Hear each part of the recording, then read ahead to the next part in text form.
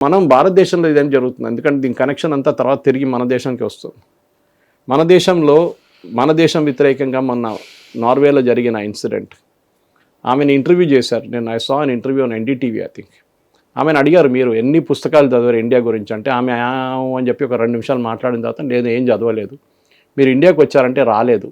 మీకు ఇండియా గురించి ఏం జరిగారంటే, మాకు యోగా తెలుసు అని చెప్పింది. యోగాలు ఎన్ని ప్రాణాయామం ఏంటని అడిగితే తెలియదు, జస్ట్ కథలు.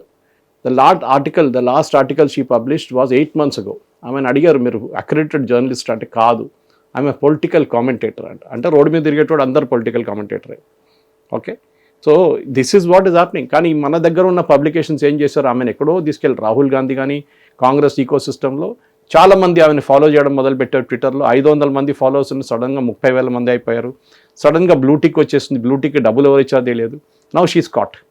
ఆమె అకౌంట్స్ డిసేబుల్ చేసి పడేశారు, Twitter and Instagram both. Because వాళ్ళ కంట్రీలోనా సార్, మన కంట్రీలోనా? Throughout the world. Okay, because it is a fake thing. The entire thing was fake. She was not a journalist. ఆమె ఒకటి యాక్టింగ్ చేసి కావాలని చెప్పి వీడియో షూట్ చేసి మోదీ గారి మీద ట్రై చేస్తే, ఇప్పుడు అదే చెప్తాను, చాలా స్ట్రిక్ట్ అయిపోయారు. ముందట్లా కాదు. ఇప్పుడు ఒకసారి మీ అకౌంట్ సస్పెండ్ అయింది అనుకోండి, నా అకౌంట్ 2 సార్లు సస్పెండ్ అయినాయి. నన్ను రిపోర్ట్ చేశారు ఎవరో, నాకు తెలిసి ఎవరు చేశారని. నేను ఒక గ్రూప్ గురించి వ్యతిరేకంగా రాస్తూనే ఉంటాను, వాళ్ళు నా గురించి రిపోర్ట్ చేశారు. కానీ నేను స్ట్రాంగ్గా మంచి లీగల్ లాంగ్వేజ్లో రాసి I sent it to YouTube saying my account has been suspended illegal అని చెప్పి. విత్ ఇన్ 45 minutes నాకు అకౌంట్ రిస్టోర్ చేశారు వాళ్ళు. Same with my Twitter account. ట్విట్టర్లో నాకు ఆల్మోస్ట్ 30,000 మంది ఫాలోవర్స్ ఉన్నారు. ఫేస్బుక్లో నాకు 110,000 మంది ఫాలోవర్స్ ఉన్నారు. ఫేస్బుక్ కూడా 2 సార్లు నన్ను సస్పెండ్ చేశారు. Same thing happen. ఎందుకంటే రిపోర్టింగ్ ఉంటుంది, మీ మీద రిపోర్ట్ చేస్తారు ఎవరో. ఒక 30,000-40,000 మంది కలిసి మీ మీద రిపోర్ట్ చేస్తారు, ఈ పెడుతున్నంత ఫేక్ అది ఇది అని చెప్పేసి. బట్ వాళ్ళకేంటంటే they work on algorithm based. మాన్యువల్గా కూర్చొని ఎవరు చూడట్లేదు. ప్రతి పోస్ట్ మీది ఒక కీవర్డ్స్ ఉంటుంది. ఫర్ ఎగ్జాంపుల్ కిల్లింగ్స్ అన్నప్పుడు KI పెట్టిన తర్వాత ఐ బదులు మీరు 1 పెడతారు, so that the algorithm will not read it. Okay, బాంబ్స్ని B తర్వాత O పెడతారు, O కాకుండా 0 పెడతారు అక్కడ, సో దట్ డజంట్ రీడ్. ఇట్లాంటి పనులు చాలా మటుకు మేము చేస్తూ ఉంటాం, ఎందుకంటే that algorithm will not read it అన్నమాట. సో మా రిపోర్ట్ చేయడం అనేది వాళ్ళు చేస్తూనే ఉంటారు. సో భారత వ్యతిరేకంగా జరిగే క్యాంపెయిన్ ఇప్పుడు కాదు, ఇది చాలా పాతది. మన దగ్గర అర్ఫా షేర్వానీ, సబా నఖ్వీ, సిద్ధార్థ్ వరదరాజన్, వీళ్ళందరినీ మీకు గుర్తుంటుంది, చైనా నుంచి ఒక Sri Lankan national of US descent ఆయన్ని అరెస్ట్ చేశారు ఒకసారి. తర్వాత ఆయనకి బెయిల్ వచ్చింది, వెళ్ళిపోయాడు. He funded organisation call NewsClick in Delhi. 32 కోట్లు ప్రతి సంవత్సరం పంపిస్తుండే, 32 కోట్లు. దాన్ని మళ్ళీ డివైడ్ చేసి మిగతా పబ్లికేషన్ పంపిస్తుండే. And one of the members on board of that was this lady running news minute call Dhanya Rajendran, anti Modi totally. తర్వాత తెలిసింది ఆమె ఇచ్చిన ఈ 32 కోట్లు డివైడ్ చేసిన దాంట్లో 2 కోట్లు CPM స్పోక్స్ పర్సన్కి వెళ్ళింది. 2 కోట్లు CPM స్పోక్స్ పర్సన్కి ఇచ్చారంట. సో ద మీడియా క్వశ్చన్డ్, మీరు ఎట్లా ఇస్తారు 2 కోట్లు ఎందుకు ఇచ్చారు ఆయనకంటే, ఆయన చాలా మంచిగా రీసెర్చ్ చేసి రాస్తారు, దానికోసం ఆయనకు 2 కోట్లు ఇచ్చాను. ఆలోచించాను. So this is the ecosystem that is working. మనం మీడియాలో చదువుతున్నది కాదు నిజం మన దగ్గర. అన్ఫార్చునేట్లీ మన తెలుగు మీడియా అన్నిటికంటే పెద్ద వీక్నెస్ ఏంటంటే, ఎవడో రాసిన కాపీ కొట్టి రాస్తారు. మొన్న మేము చూసాం ఈ వెస్ట్ ఏషియన్ క్రైసిస్లో పెట్రోల్ బంకులు సండే రోజు బంద్ అవుతుంది అని చెప్పి మన దగ్గర ఒక నంబర్ 1 ఛానల్ టెలికాస్ట్ చేశారు. రిపీటెడ్గా దాన్ని వైరల్ చేశారు. By afternoon the clarification came from Telangana petroleum dealers association, ఇట్లా ఏం లేదు అని చెప్పి. బట్ ఈ లోపే జరగాల్సిన జరిగింది. మోదీ గారు మొన్న ఆయన ఫ్యాక్ట్ చెక్ చేశారు, CNBC TV 18. ఏం చేశారంటే, వాళ్ళు ఫారిన్ టూర్స్కి గవర్నమెంట్ బ్యాన్ పెట్టబోతున్నారు, ఇండివిజువల్స్ కూడా మీరు వెకేషన్కి వెళ్ళలేరు అబ్రాడ్ అని చెప్పి. యూజువలీ PIB వాళ్ళు ఫ్యాక్ట్ చెక్ చేస్తారు, press information bureau, government of India. Sir Modi గారు చేశారని చాలా కోపమైన లాంగ్వేజ్లో రాశారు. Why do you circulate such fake stuff అని. CNBC sack that journalist. ఎందుకంటే వీళ్ళు ఈకో సిస్టమ్లో ఉంటారు, వీళ్ళు జర్నలిస్ట్గా పనిచేసి ఇట్లాంటి పనులు రాస్తారు, ఇట్లాంటి ఆర్టికల్స్ రాస్తారు. ఇప్పుడు ప్రతి ఆర్గనైజేషన్ చాలా కేర్ఫుల్ అయిపోయింది, ఎందుకంటే మీ లైసెన్స్ క్యాన్సిల్ చేయడానికి ఎక్కువ టైం తీసుకోదు. For satellite channels, even for YouTube channel there is a code of conduct. మీరు ఏది కావాలంటే ఆ కచరా మీరు వేయలేరు అక్కడ తీసుకెళ్ళి. సో దీన్ని గుర్తుపెట్టుకొని మనం ఆ బౌండరీస్ లోపలే పనిచేయాలి అన్నమాట. అది సెన్సర్షిప్ కాదు, అది డిక్టేటర్షిప్ కాదు. Okay, it is a self discipline అన్నమాట. మనం ఏది కావాలంటే నోటికి వచ్చినట్టు వాగడం కాదు. దే షుడ్ బి, ఇప్పుడు చెప్పారు చూడండి, సండే రోజు పెట్రోల్ బంక్ బంద్, ఎంతో ప్యానిక్ క్రియేట్ అయింది తెలుసా మీకు? అది సాటర్డే రోజు వచ్చింది ఆ స్టోరీ. అందరు లైన్లు కట్టడం మొదలు పెట్టేశారు petrol bunk bandh. So your idea was to create panic. దాని తర్వాత ఒక న్యూస్ వచ్చింది, సెంట్రల్ గవర్నమెంట్ బిల్డింగ్స్ అన్నీ బంద్ చేసేస్తున్నారు, కట్టడం బంద్ చేస్తున్నారు.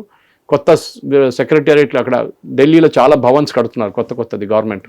ఎందుకంటే పాతదాన్ని పక్కన పెట్టేసి మంచి కొత్త కడదామని చెప్పి చేస్తున్నారు అన్నమాట.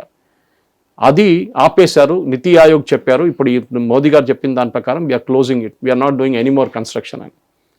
అది నేను ఒక ఛానల్లో వెళ్ళినప్పుడు నాకు చూపించారు యాంకర్ సురేష్ గారు, ఇది ఆయన మాట్లాడారు కూడా ఆమె దాని గురించి.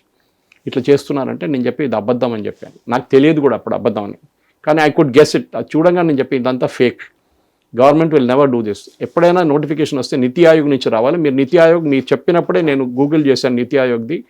నీతి ఆయోగ్ చూస్తే నీతి ఆయోగ్ దాంట్లో అసలు ఏం లేదు. Niti Aayog no press release, nothing. ఇదంతా సెల్ఫ్ క్రియేటెడ్ అన్నమాట. సో ఒకవైపు మన responsibility as a media house చాలా ఇంపార్టెంట్. స్పెక్యులేటివ్ ఏం చెప్తారు, సెన్సేషనల్ న్యూస్ క్యారీ చేయడం కాదు. భారత వ్యతిరేకంగా మీరు న్యూస్ క్యారీ చేసి మీకు ఒక కిక్ వస్తే మీరు చేయండి, ప్రాబ్లం లేదు. లేకుంటే ఏదో ఒక రోజు మీ ప్రేక్షకులు మిమ్మల్ని ఎఫ్ఐఆర్ ఫైల్ చేస్తారు మీ మీద. అది జరుగుతుంది కూడా. మీడియా అనగానే doesn't give your licence to do what you want. It is a responsible job, చాలా రెస్పాన్సిబుల్ జాబ్. ఎందుకంటే మన నుంచి కొన్ని లక్షల మంది, కోట్ల మంది ఇన్ఫ్లుయెన్స్ అవుతారు చూసి. ఎస్ సార్, నాకు ఒక డౌట్ ఉంది సార్. ఇప్పుడు ధ్రువ్ రాఠీ కానీ లైక్ ఈ సో కాల్డ్ ఇన్ఫ్లుయెన్సర్స్ ఎవరైతే ఉన్నారో వీళ్ళు అవుట్ ఆఫ్ ఇండియా ఉంటారు, వాళ్ళు వీడియోస్ చేస్తుంటారు, వాళ్ళకు కూడా మిలియన్స్లో సబ్స్క్రైబర్స్ ఉన్నారు, ఫాలోవర్స్ ఉన్నారు, కామెంట్స్ చేస్తుంటారు, వాళ్ళని సపోర్ట్ చేస్తున్నట్టు ఆథెంటికే, అంటే బాట్స్ కాకుండా లేకపోతే వేరే కంట్రీ కాకుండా ఇండియన్సే చాలామంది సపోర్ట్ చేస్తూ ఉంటారు. సరే, అంటే ఇప్పుడు మల్టిపుల్ పొలిటికల్ పార్టీస్ ఉన్నట్టుగానే ఒక అపోజిట్ పొలిటికల్ పార్టీ అయినా సరే వాళ్ళకి యూనో నీ శత్రువు నా శత్రువు అన్నట్టు వెళ్ళి అక్కడ కామెంట్ చేశారు అనుకుందాం సార్. సో ఫర్ ఎగ్జాంపుల్ ఇప్పుడు ఈ సినారియోని తీసుకుంటే కాక్రోచ్ జనతా పార్టీ అని చెప్పేసి ఒక పేజ్ పెట్టి దాన్ని మొగ్గలోనే తుంచేస్తే ఇప్పుడు ఇది కూడా ఒక రెసిస్టెన్స్కి కారణం అవుతుంది కదా. ఇప్పుడు ఇందాక మీరు మాట అన్నారు, మీకు అంతగా గవర్నమెంట్ ప్రశ్నించాలనుకుంటే ఒక పార్టీ పెట్టుకోండి అని. బట్ పార్టీ పెట్టడం అంటే it's a big process and like free speech, free will ఉంటుందని అందరికీ ఉంటుందని అని చెప్పేసి అందరూ ఇలా ఒక లైక్ ఎవరైనా వీడియోస్ చేస్తే వాళ్ళపైన యాంటీ నేషనలిస్ట్ అని చెప్పేసి స్టాంప్ వేస్తున్నారని చెప్పేసి ఇలా అందరూ సంఘటితం అవుతున్నారు. సో ఈ లెక్కన గవర్నమెంట్కి అగెన్స్ట్గా లేకపోతే పార్టీకి అగెన్స్ట్గా మాట్లాడితే ఎలాంటి ఇవి ఉంటాయి? ఇన్ఫాక్ట్ మాట్లాడాలంటే కంపల్సరీ పార్టీ అవసరమా? మీరు కావాలంటే మీరు ఇండివిజువల్గా కూడా ఫైట్ చేయొచ్చు, మీకు ఎవరు ఆపరు మిమ్మల్ని.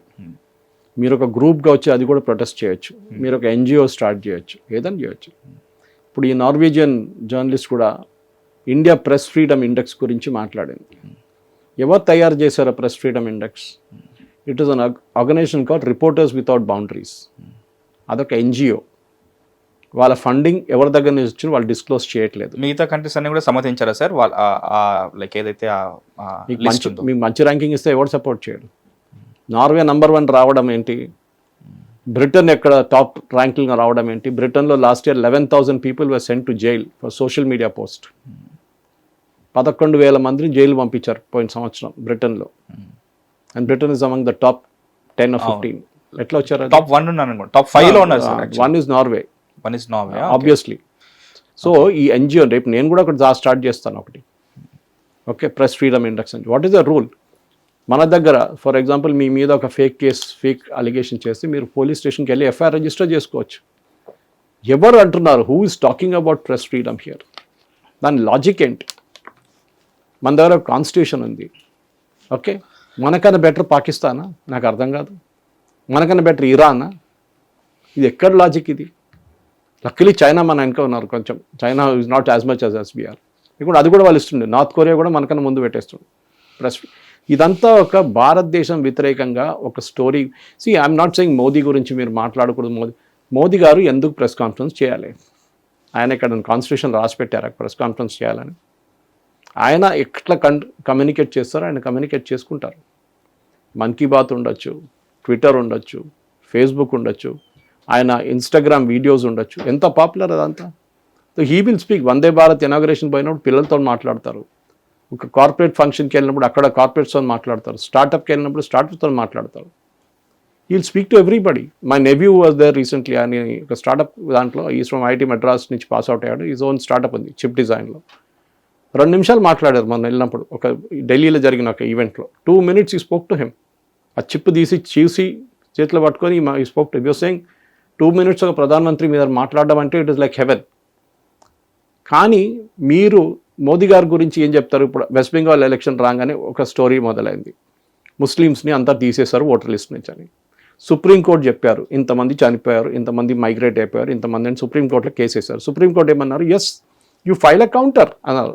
ఆమె ఇక్కడ టీఎంసీ దగ్గర, కాంగ్రెస్ దగ్గర, సిపిఎం దగ్గర 3 గురించి కౌంటర్ వేశారు అంతే. Only 3 people out of 64 lakhs. ఆలోచించండి, అంటే మిగతా లేరు. It was fake. మీకు ఆపర్చునిటీ ఇచ్చారు, మీరు వచ్చి ఫైల్ చేయండి, మీరు చనిపోయారని చెప్తున్నారు కదా, మీరు బతుకుంటే మీరు ఫైల్ చేయండి.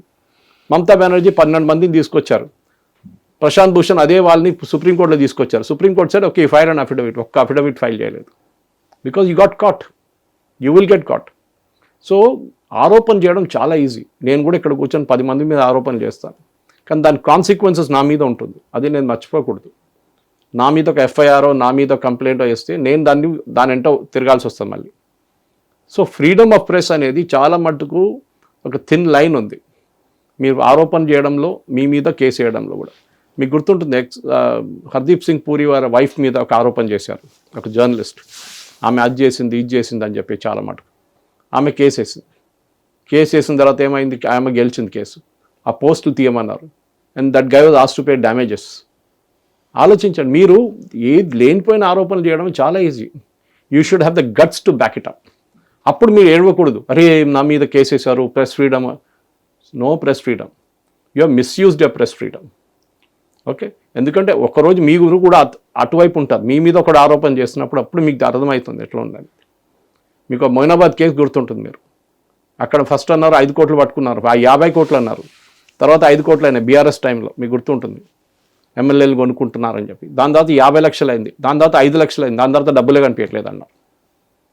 ఎందుకు? ఆరోపణ చేయడం అంతే. ఇప్పుడు ఎవరు గుర్తుంటా? మొయినాబాద్ కేసు గుర్తుందా మీకు?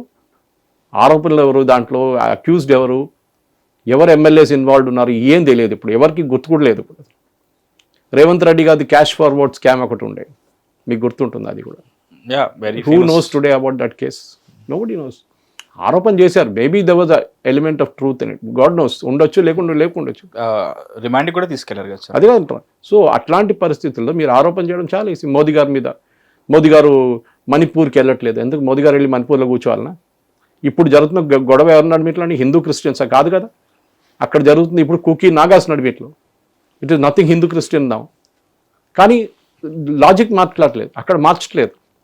ఎందుకు జరిగింది? Who are this Kukis? They came from Burma, they are not Indians. ఆ 18th century 17th centuryలో అప్పుడున్న మీతి రాజులు వీళ్ళని అలో చేశారు బర్మా నుంచి, ఎందుకంటే బార్డర్ చాలా పోరస్ ఉంది, ఇప్పుడు కూడా పోరస్ ఉంది. టిల్ 2 సంవత్సరాల ముందు దాకా 16 kilometers వాళ్ళు ఇక్కడ రావచ్చు, మన వైపు రావచ్చు, మనం 16 kilometers బర్మాకి వెళ్ళొచ్చు, అంటే ఇప్పుడు మయన్మార్కి వెళ్ళొచ్చు. అక్కడ ఉన్న బార్డర్ ఏరియాస్ ఉన్న వాళ్ళు పాస్పోర్ట్ అక్కర్లేదు, ఏం అక్కర్లేదు, వీసా అక్కర్లేదు. 16 kilometers that side, 16 kilometers this side, ఎందుకంటే రిలేటివ్స్ ఉన్నారు చుట్టుపక్కల. వాళ్ళ నడిమిట్లా గొడవ నడిచింది. ఈ ట్రైబల్ ఏరియా, నేను పద్మనాభాయ్ గారి దాన్ని ఒక ఇంటర్వ్యూ చేశాను ఒక 2-3 సంవత్సరాల ముందు. ఈ interlocutor for the Mizo National Front talks. చాలా మంచి పని చేశారు ఆయన. 5 ప్రధానమంత్రుల కింద పనిచేశారు ఆయన ఆ మీజో ప్రాబ్లమ్ సార్ట్అవుట్ చేయడానికి. ఆయన చెప్పారు, సురేష్, నాగాలాండ్లో 97 ట్రైబల్ యూనిట్స్ ఉన్నాయి, గ్రూప్స్ ఉన్నాయి, 97. One doesn't talk to the other one. వాళ్ళ లాంగ్వేజ్ డిఫరెంట్, వాళ్ళ డ్రెస్సింగ్ వాళ్ళ క్విజిన్ డిఫరెంట్, వాళ్ళ మ్యూజిక్ డిఫరెంట్. ఏం తెలియని ఇక్కడ కూర్చొని ఆర్టికల్ రాస్తారు, అక్కడ చర్చిల మీద దాడి చేస్తారు, చర్చిలు తగలబెట్టారు. ఎన్ని హిందూ గుడులు తగలబెట్టారు మీరు రాశారా? రాయలేదే. ఓకే, ఇది ప్రాబ్లం. యూ హ్యావ్ మీకు తెలియకపోతే మీకు చెప్పాలి, నాకు తెలియదు. నన్ను సీరియస్గా చాలామంది ఛానల్ వాళ్ళు ఫోన్ చేసి పిలుస్తారు. మొన్న కూడా ఎవరో ఫోన్ చేసి ఈయన ప్రొఫెసర్ నాగేశ్వర్ ఏదో ఆరోపణ చేసిండు పవన్ కళ్యాణ్ మీద, మీరు మాట్లాడతారంటే నేను చెప్పాను ఐఎమ్ సారీ, నాకు అట్లాంటి సబ్జెక్ట్స్ ఇంట్రెస్ట్ లేదు. ఫస్ట్ ఆఫ్ ఆల్ ఇట్లాంటి పొలిటికల్ దాంట్లో నేను పడను, నేను రాను, and I have 0 subject knowledge on that అని చెప్పా సార్. ఎందుకంటే ఆయన అమిత్ షాని కలిసారు, అది ఇదని కథ, నేను ఐఎమ్ సారీ అని చెప్పి అక్కడ క్లోజ్ చేసేసాను, చాప్టర్ ఫినిష్. నేను ఒక డిబేట్కి వెళ్ళే ముందు, నేను ఒక పాడ్కాస్ట్కి వెళ్ళే ముందు నేను మొత్తం ప్రిపేర్ అయ్యి వస్తాను. నేను I get the data, research చేసి మీకు ఈవెన్ యాంకర్కి పంపిస్తాను, ఒకసారి ఈ సబ్జెక్ట్ చూడండి, ఇది సబ్జెక్ట్, మీరు ఒకసారి చదువుకోండి, లేకుంటే ఒకసారి వినండి అని చెప్పేసి. That is how it should be. మనం ఎప్పుడైనా, నేను early days of my journalism కూడా అప్పుడు చెప్తుండే, ఎప్పుడైనా both sides of the argument you have to hear. మోను నాలపాటు ఉండే మా ఎడిటర్ అప్పుడు బెంగళూరులో టైమ్స్ ఆఫ్ ఇండియాలో. ఒకరి మీద ఆరోపణ చేసినప్పుడు ఆయన దగ్గర కూడా ఆయన ఒక పాయింట్ ఆఫ్ వ్యూ తీసుకోవాలి. మీ మీద ఆరోపణ చేశారు, మీకు ఏం చెప్పడానికి, మీరు what is your reaction to it అని. You should give the other guy also chance. ఇది లేదు మన దగ్గర. ఈ ఎథిక్స్ అనేది పోయింది జర్నలిజం నుంచి, ఎప్పుడో పోయింది, ఇప్పుడు కాదు. ఐ రిమెంబర్ మా కూతురు మణిపాల్లో జర్నలిజం చేసినప్పుడు, she did a mass communication journalism Manipal university. అక్కడ ఎంవి కామత్ గారు రూమ్ ఉండే ఒకటి. ఆయన అప్పుడు రావట్లేదు ఆ టైంలో, కానీ రూమ్ ఉంది అక్కడ. ఆయన ఆ రూమ్కి వెళ్తేనే మనకు ఒక ఫీలింగ్ వస్తుంది, ఏదో దేవుడి దగ్గర వెళ్ళినట్లు, గుడికి వెళ్ళినట్లు ఉంటుంది. వాళ్ళు లెజెండ్స్ వీళ్ళందరూ, బీజీ వర్గీస్, ఎంవి కామత్, ఖుష్వంత్ సింగ్. ఆ క్వాలిటీ ఆఫ్ జర్నలిజం ఇప్పుడు లేరు. ఒక్క ఎడిటర్ పేరు చెప్పండి ఇప్పుడు, ఎవరు లేరు ఇప్పుడు. వాళ్ళ తర్వాత వచ్చిన కొంతమంది ఉన్నారు, ఎంజే అక్బర్, శేఖర్ గుప్తా. కానీ మీతో అందరూ అమ్ముడిపోయారు. రాజ్యసభ సీట్ కోసమో లేకుంటే ఫ్రీ ప్లాట్ల కోసమో అమ్ముడిపోయారు అందరూ. So you have lost your credibility. Sorry about it. మన దగ్గర ఉన్న చాలామంది సీనియర్ జర్నలిస్ట్ ఇది కొంచెం అనలైజ్ చేయాల్సి వస్తుంది. ఇప్పుడున్న యంగ్స్టర్స్కి మీరు ఏం మెసేజ్ పంపిస్తున్నారు? ఒక మైక్, ఒక కెమెరా తీసుకుంటే జర్నలిస్ట్ అయిపోతారా? భారతదేశం వ్యతిరేకంగా రాస్తారా? మన దగ్గర ఉన్న పొలిటీషియన్ మీద ఆరోపణ చేస్తే is that your living?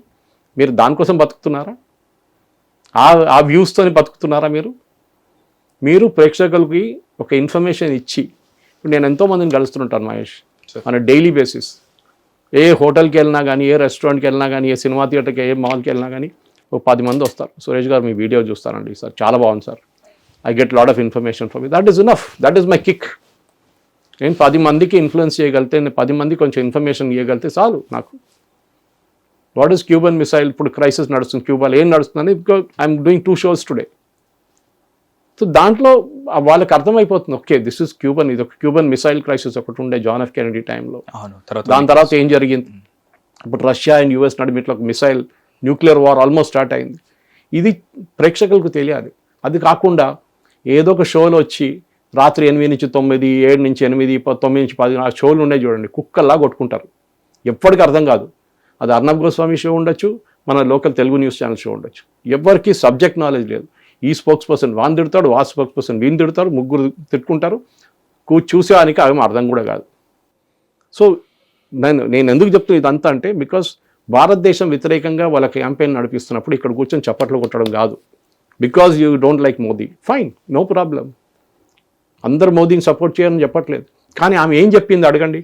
That is what NDTV and దాని తర్వాత సిఎన్బిసిలో చూశాను నేను. వాళ్ళు కూడా అడిగారు, మీరు భారతదేశం గురించి మీకు ఏం తెలుసు, ఎన్ని న్యూస్ పేపర్స్ ఉన్నాయి ఇక్కడ తెలుసా? ఏం తెలియదు ఆమెకి యుఏపిఏ అనే ఒక చట్టం ఉందని కూడా తెలియదు. ఇక్కడి నుంచి ఎవడో చెప్పిండు ఆమె ద్వారా, మోదీ వస్తున్నాడు ఇట్లా అడుగు ఒక క్వశ్చన్ అని చెప్పి. And she's not an accredited journalist also, she's a commentator. అక్కడ పెద్ద సెక్యూరిటీ రిస్క్ ఉంది. ఇట్లాంటి దాంట్లో ప్రెస్ బ్రీఫింగ్ ఉండేది, not a press conference. So press బ్రీఫింగ్లో క్వశ్చన్స్ తీసుకోవాలి. In fact the Norwegian prime minister చాలా బాగా మాట్లాడారు. ఆయన దగ్గర వెళ్ళి అడిగారు, మీరు ఎందుకు ప్రశ్నించలేదు అంటే ఆయన చెప్పారు, వాళ్ళ కల్చర్ డిఫరెంట్, మన కల్చర్ డిఫరెంట్. వాళ్ళ దగ్గర ఉన్న నంబర్ ఆఫ్ పబ్లికేషన్స్ డిఫరెంట్, మన దగ్గర 5-6 ఉంటుంది. వాళ్ళ దగ్గర 1000, 2000, 3000 పబ్లికేషన్స్ ఉంది వాళ్ళ దగ్గర. 500 ఛానళ్ళు ఉన్నాయి. We don't have that. మన చిన్న పాపులేషన్ వాళ్ళు 140 కోట్ల మంది. వాళ్ళకి వెర్నాక్యులర్ లాంగ్వేజెస్ ఉన్నాయి, వాళ్ళకి ఇంగ్లీష్ ఉంది. They are the world's number 1 newspaper, they have the world's number 3 newspaper also. అంత పెద్ద కంట్రీ అది. అక్కడ ప్రెస్ ఫ్రీడమ్, అక్కడ మైనారిటీ రైట్స్ ఏంటండి ఇది? నార్త్ ఈస్ట్లో ఎవరు మైనారిటీ? హిందువులు మైనారిటీ. కానీ అక్కడ ఏదైనా జరిగితే చెప్తారు, మైనారిటీస్ మీద జరిగిందని చెప్పేసి. So it's a big subject. We can go on and on for next 2 hours మాట్లాడచ్చు దీని గురించి. కానీ that is not the point. The point అంటే, ఒకటి మోదీ గారు వ్యతిరేకంగా కాదు ఆరోపణ చేసింది, భారత వ్యతిరేకంగా ఉన్న ఒక ఆరోపణ అది. భారతదేశంలో ఫ్రీడమ్ లేదు, భారతదేశం లేదు. ఇది మనం ఇక్కడ కూడా వింటాం. ఈ ప్రశాంత్ భూషణ్ కానీ, ఈ సభా నఖ్వీ కానీ, ఈ సిద్ధార్థ్ వజరాజన్ కానీ, నరసింహన్ రామ్ కానీ, చాలామంది ఉన్నారు ఇట్లాంటి వాళ్ళు. వీళ్ళు చేస్తూ ఉన్న స్టోరీ ఇది కంటిన్యూస్గా. వైర్ లాంటి పబ్లికేషన్ చదివితే మీరు అనుకుంటుంది పాకిస్తాన్ పబ్లికేషనా, ఇండియన్ పబ్లికేషనా అని.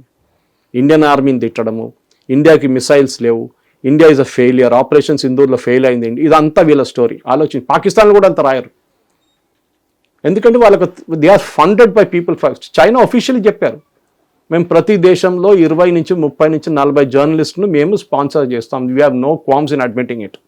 వాళ్ళకి డబ్బులు ఇస్తాం, నెలకు వాళ్ళకి జీతం ఇస్తాం మేము. ఎందుకు? మా పాయింట్ ఆఫ్ వ్యూ రాయడం వాళ్ళు. అదే మన దగ్గర ఉన్నారు చాలామంది. నేను పేరు తీసుకోను కానీ ఆల్రెడీ కొన్ని పేర్లు చెప్పాను ఇప్పుడు మీకు ఒఫీషియల్లీ. ఆ న్యూస్ క్లిక్ పట్టుకుంటే అప్పుడు తెలిసిపోయింది మనకి. బీబీసీ ఇంత పెద్ద గొడవ చేస్తారు భారతదేశం వ్యతిరేకంగా. ఏం చెప్పారు ఆ రోజు ఇన్కమ్ ట్యాక్స్ రేట్ జరిగినప్పుడు పెద్ద స్టోరీ రాశారు. వాళ్ళు మోదీ గవర్నమెంట్ హరాస్ చేస్తున్నారు అది ఇది. బ్రిటన్లో క్వశ్చన్ అడిగారు పార్లమెంట్లో.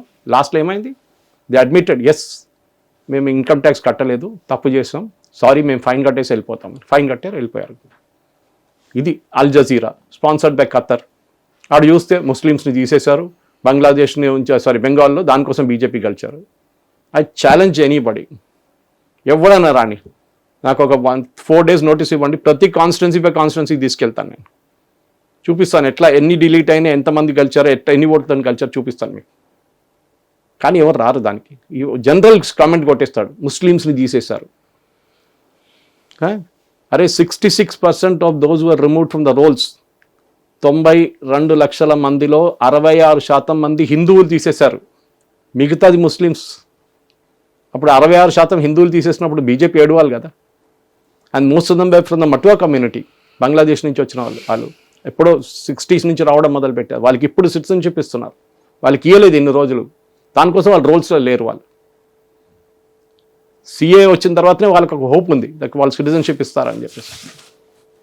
సో మీరు ఒట్టిగా బ్లాంకెట్ స్టేట్మెంట్ కొట్టడం కాదు. అరే ముస్లిం మెజారిటీ ఉన్న కాన్స్టిట్యున్సీలో కూడా బీజేపీ గెలిచారు. ఎట్లా? హిందువులు సంఘటితమైన అక్కడ, హిందూస్ కేమ్ టుగెదర్. అది వాళ్ళ పొలిటికల్ అజెండా బీజేపీది. అది వాళ్ళు మెచ్చుకోవాలి. వాళ్ళు చేశారు, కాంగ్రెస్ వాళ్ళు చేయలేదు, కమ్యూనిస్ట్ వాళ్ళు చేయలేదు, టీఎంసీ అసలు ఫెయిల్ అయిపోయారు. So that is not the point. The point is బయట దేశాల్లో నడిపిస్తున్న క్యాంపెయిన్ ఇది. భారతదేశంలో ముస్లిం సురక్షితంగా లేరు. అరే పాకిస్తాన్లో 14% హిందువులు ఉండే ఇండిపెండెన్స్ టైంలో, ఇప్పుడు ఎంతమంది ఉన్నారండి? 1% కూడా లేరు. బంగ్లాదేశ్లో ముస్లిమ్స్ ఎంత ఉన్నారు? 24% మంది హిందువులు ఉన్నారు. ఇప్పుడు ఎంత ఉన్నారు? 2% కూడా లేరు. ఎక్కడ పోయిండు వీళ్ళు? పారిపోయినరా? చంపేశారా? కన్వర్ట్ చేశారా? మీరు పండితులతో ఏం చేశారు జమ్మూ కాశ్మీర్? అదే చేశారు వీళ్ళతో, హిందువులతో కూడా. కానీ ఇమేజ్ ఏం కన్వర్ట్ చేస్తున్నారు అక్కడ? మైనారిటీస్ మీద హరాస్మెంట్, మైనారిటీస్ మీద. అరే ఒక బోగీలు ఇద్దరు కొట్టుకుంటే దాన్ని కూడా పొలిటికల్ యాంగిల్ ఇచ్చేస్తారు. ఎవడో జై శ్రీరామ్ చెప్పిండు అని చెప్పి. మొన్న కర్ణాటక హైకోర్టులో ఒక జడ్జి చాలా బాగా చెప్పిండు. జై శ్రీరామ్ చెప్తే ఏమైనా ప్రాబ్లం ఉందా మీకు అని అడిగారు పోలీసు వాళ్ళని. మీరు కేసు రిజిస్టర్ చేశారు, ఒక షాప్ ఉంది, 10 మంది జై శ్రీరామ్ చెప్పారంట, దానికి కేసు రిజిస్టర్ చేశారంట. What is your problem in life అని అడుగుతుంది. సుప్రీంకోర్టులో సంస్కృతంలో రాసుంది పైన. Go and see that quotation. రామరాజ్యం అంటాం మనం, మన దాంట్లో కాన్స్టిట్యూషన్ కూడా రామరాజ్యం లాగా. Does it make it communal? కాదు. సో భారతదేశం వ్యతిరేకంగా మాట్లాడడం ఒక ఫ్యాషన్ అయిపోయింది. మీరు ఇజ్రాయెల్ని చూసి నేర్చుకోండి. వాళ్ళ దేశం ఇప్పుడు కూడా ఎన్ని సంవత్సరాలు మనతోనే వాళ్ళు కూడా ఫ్రీడమ్ వచ్చింది. 48 ఫ్రీడమ్ కాదు, they formed as a country. మనం 47, వాళ్ళు 48. వాళ్ళ మీద అప్పటి నుంచి యుద్ధం. సెకండ్ డే వాళ్ళ మీద దాడి చేశారు అరబ్ నేషన్స్ అందరు కలిసి. కానీ ఇప్పుడు కూడా వాళ్ళు చేస్తారు బికాజ్ దే ఆర్ యునైటెడ్. వాళ్ళందరూ కలిసి ఉంటారు. వాళ్ళ దేశం మీద దాడి చేస్తే అపోజిషన్ లీడర్ అందరూ కలిసి ఉంటారు. ఇప్పుడు కూడా చూడండి 77% పీపుల్ ఇజ్రాయలీస్ నెటన్యాహుని సపోర్ట్ చేస్తున్నారు యుద్ధంలో. అక్కడ ట్రంప్కి 30 కూడా లేదు. That's the difference. Sir, as a senior journalist, I wanted to give a message to youngsters అండి ముఖ్యంగా. ఎందుకంటే చైనా కానీ, జపాన్ కానీ, సింగపూర్ కానీ, అక్కడ అంటే ఆ కంట్రీ ఫేస్ చేస్తున్న ప్రాబ్లం కూడా ఉంది. 40% సీనియర్ సిటిజన్స్ ఉన్నారు, యంగ్స్టర్స్ చాలా తక్కువ మంది ఉన్నారు. 60 ఇంకా పర్సంటేజెస్లో నీకు కొంచెం అటు ఇటు అయి ఉండొచ్చు, బట్ ఉన్నారు. సో వాళ్ళని మెయింటైన్ చేయడానికి చాలా డిఫికల్ట్. సో యంగ్స్టర్స్ ఉన్నారు. అండ్ ఏ కంట్రీని తీసుకున్నా సరే యువతే వెన్నెముక అంటారు. అఫ్ కోర్స్ రైతే వెన్నెముక అంటారు, యువతే వెన్నెముక అంటుంటారు. సరే, ఇప్పుడు మనం ఈ ఇష్యూ తీసుకుందాం, కాక్రోచ్ జనతా పార్టీ తీసుకుందాం. అన్ హోల్ తీసుకుంటే అందులో ఒక 50% ఎక్కువగానే బాట్స్ అండ్ టర్కిష్ అకౌంట్స్ ఉన్నాయి అనుకుందాం. ఇంకెక్కడ అక్కడ నుంచి వచ్చిన అనుకుందాం. అందులో ఒక 1% అయినా సరే లోకల్ వాళ్ళే ఉందనుకుందాం సార్. సో ఆ లోకలైట్స్ కూడా వాళ్ళు వేసింది ప్రశ్నే. సరే, వాళ్ళు యాంటీ నేషనలిస్ట్లో లేదా ముస్లింలో లేకపోతే ఎవరైనా అయి ఉండొచ్చు. ఇప్పుడు జనరల్గా ఒక యంగ్స్టర్ దేనన్నా క్వశ్చన్ చేయాలనుకుంటే లైక్ సేఫ్గా బౌండరీస్ అన్ని దాటకుండా లైక్ సేఫ్గా ఎలా క్వశ్చన్ చేయగలడు? ఎందుకంటే చాలా ఇష్యూస్ ఉన్నాయి. ఫర్ ఎగ్జాంపుల్ మనకి ఇప్పుడు ఒక ఇష్యూ నడుస్తుంది సెంట్రల్ మినిస్టర్ది. అలాంటి విషయంలో మాట్లాడాలనుకుంటే ఎలా క్వశ్చన్ చేయాలి? ఇప్పుడు ఉద్యోగం లేదని చెప్పి పెద్దగా ఆరోపణ చేస్తారు. ప్లంబర్ దొరకరు మీకు, ఇప్పుడు కార్పెంటర్ దొరకరు, ఎలక్ట్రీషియన్ దొరకరు, ఎయిర్ కండిషనింగ్ మెకానిక్. నేను ఎన్నోసార్లు చెప్తాను అది. కానీ మన దగ్గర యునైటెడ్ స్టేట్స్ అమీర్పేటలో ఒక రాయి వేస్తే సాఫ్ట్వేర్ ఇంజనీర్ తల మీద పడుతుంది. ఆ గల్లీలోనే ఒక 500 మంది తిరుగుతుంటారు, పైకి కింది తిరుగుతూ ఉంటారు. We have got a priorities totally wrong. నిన్న ఒక చాలా మంచి స్టోరీ చూశాను, ఎవరో about why graduation is a sheer waste of time. Jose కారియా, he was my ex colleague in Economic Times, ఆయన కేరళ నుంచి చేస్తుంటారు. He did a story why graduation is sheer waste. Correct, అది నేను ఎప్పటి నుంచో చెప్తున్నాను. 12th తర్వాత get in to technical education. America చూడండి, కాలేజ్ గోయింగ్ ఎడ్యుకేషన్ చాలా తక్కువ. మన దగ్గర ఏంటి, పిహెచ్డీలు చేయడానికి వెళ్తారు కొంతమంది. ఓకే, అకాడమిక్ వైజ్ పిహెచ్డీ చేసుకోండి, మీకు ప్రాబ్లం లేదు. చైనా పిహెచ్డీ మనకన్నా 100-200 టైమ్స్ పిహెచ్డీస్ ఉన్నారు అక్కడ, కానీ they are able to market those PhD. So youngsters అడగాలని ప్రశ్న ఎవరికి ప్రాబ్లం లేదండి. జనరలైజ్ చేస్తారు, జెన్జీ అంటారు. మనం చూసాం బంగ్లాదేశ్ ఏం జరిగింది జెన్జీ అని.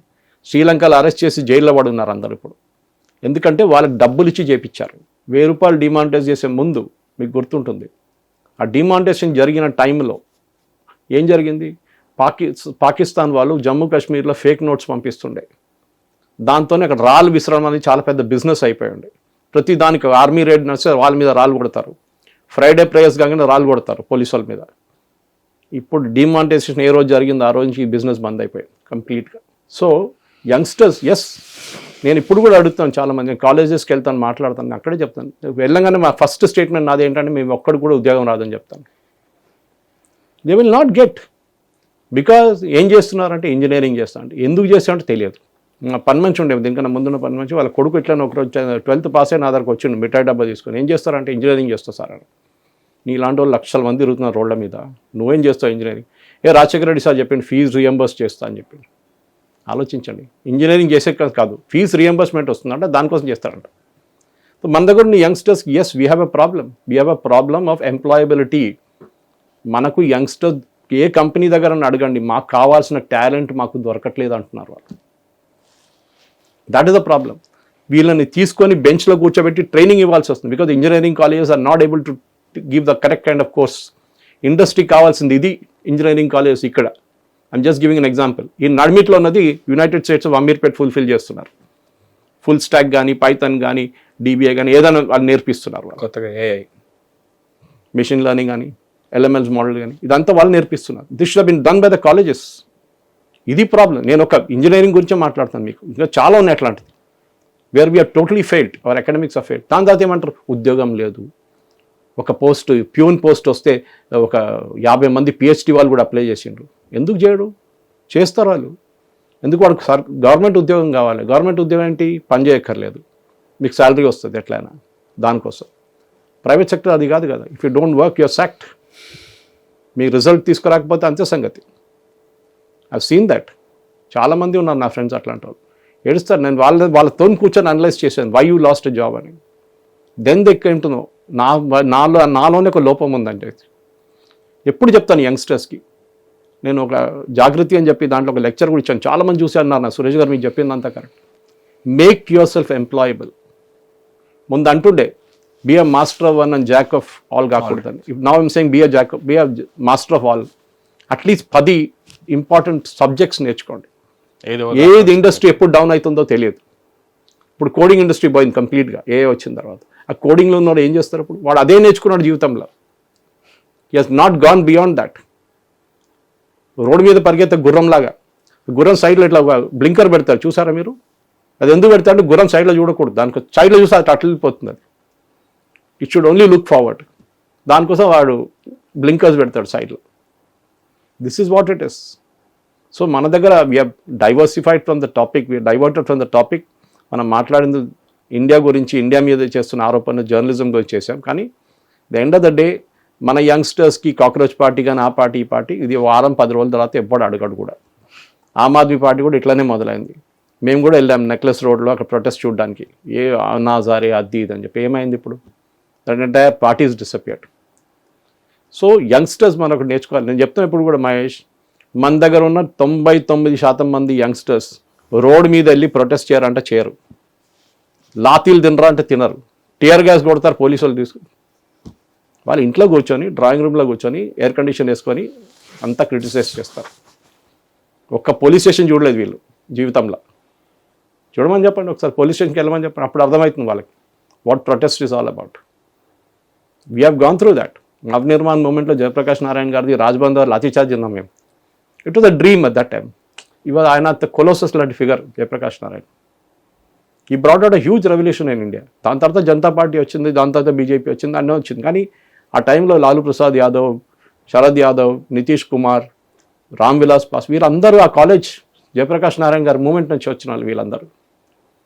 That was the dream at that time. కానీ ఇప్పుడు యంగ్స్టర్స్ ఉద్యోగం లేదు, ఉద్యోగం లేదని నువ్వు అడుగు. ఎందుకు? Why are you not employable? ఉద్యోగాలు చాలా ఉన్నాయి, but they are not getting the right candidates. 100 మందిని ఇంటర్వ్యూ చేస్తే ఒక్కడు కూడా దొరకడంట ఇప్పుడు చెప్తున్నారు.